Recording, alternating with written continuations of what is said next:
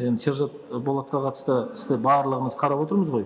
Бұл жерде адам өліміне әкеліп соққан қылмыс болғандықтан да бұл жаңа рақымшылық актісі қолданылмайды бұл іске қатысты. Бірақ ол жерде бұзақылық бабымен кәмелетке толмаған бар. Ол енді ортақ қой, ортақ. жоқ, қалай болған жағдайда да абайсызда тіпті адам өліміне әкеліп соққан баппен байланыстырылатын болса, онда оған қатысты рақымшылық актісі қолданылмайды. Жоқ, ол жерде адам өліміне қатысты бір ғана адам сотталып тұр. Қалғаны бұзақылық бабымен сотталып тұр. Егер бұзақылықтың бірінші, екінші бөлігі ғой бізде жататындығы. Ал қалған үшінші бөлігі ол бұзақылықтың салдарынан бұл енді құқықтық терминология дұрыс түсінулерін сұрайын.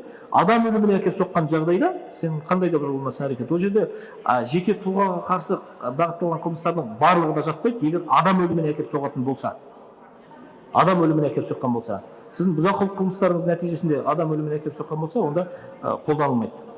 Демек кәмелет жасына толмаған сотталушы да ілінбейді. Ол 434-ші бап оныкі, қылмыстық хабарламау. Қылмыстық хабарламау бізде ол 434-ші бап жатады. 434-ші бап жатады қылмыстық хабарламау. Ол да. Ал әлеуметтік бұл жерде егер мына 4-ші баптағы фильтрге тап болатын болса, яғни заң жобасының 4-ші бабында қандай баптар бойынша рақымшылық қолданылмайтындығы нақты көрсетілген.